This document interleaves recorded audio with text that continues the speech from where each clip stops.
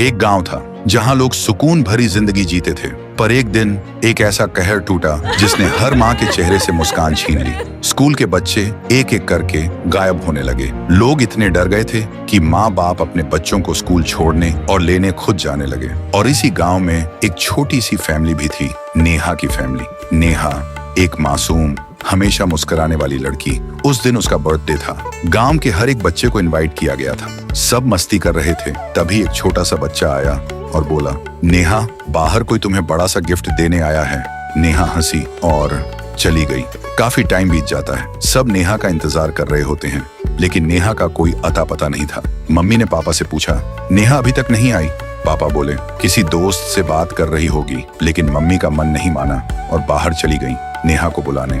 Mummy बाहर आकर देखती हैं, दूर दूर तक कुछ नहीं था, बस एक लड़का खड़ा था। मम्मी उस लड़के के पास गई और बोली, इधर कोई बच्चे को देखा? नेहा, मेरी बच्ची? लड़के ने बोला, मैं कब से यही हूँ, मैंने किसी को नहीं देखा। सुनते ही नेहा की माँ जमीन पर गिरकर चीखने लगी। कुछ देर बाद पुलिस आई, तलाश शुरू हुई और आखिरकार एक ब्रिज के नीचे नेहा की लाश मिली। आंखें बंद, चेहरा बेजान, पर दर्द जिंदा था। देखते ही देखते लोग इकट्ठा हो गए, लेकिन किसी को नहीं पता था कि किसने किया। एक साल बीत गया, गांव में एक नई फैमिली आई।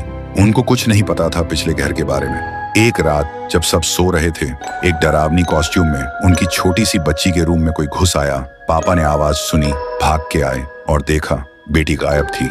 वो घबराते हुए इधर उधर ढूंढने लगे और तभी एक पुराने घर से चिल्लाने की आवाज आई। पापा तुरंत वहां गए और देखा एक डेस्क पर बेटी बेहोश पड़ी थी और उसके सामने एक छुरी लेकर एक कॉस्ट्यूम में इंसान। पापा चिल्लाए, कौन हो तुम? मेरी बेटी को छोड़ो। और उस इंसान ने अपना कॉस्ट्यूम उतारा। पापा ने देखा वह एक औरत है, उसकी आंखों में बस नफरत थी।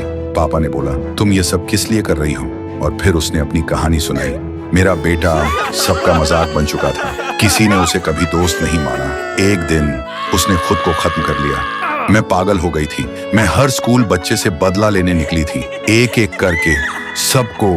पापा ने आंख भर के कहा, तुम्हारा दर्द समझ सकता हूँ, पर ये सब करके तुम्हारा बेटा वापस नहीं आएगा। वो औरत जमीन पर गिर गई, रोने लगी और बोली, मैं इस वक्त से आजाद होना चाहती हूँ। छुरी उसने फेंक दी और छोटी सी बच्ची ने आंख खोली और बोली, पापा। और फिर पापा ने उसे घर ले आए। तो दोस्तों, अगर ये कहानी आपके दिल को छू गई तो कमेंट में आपका दिल जरूर छोड़िए और ऐसी ही कहानियों के लिए चैनल को सब्सक्राइब करना मत भूलिए।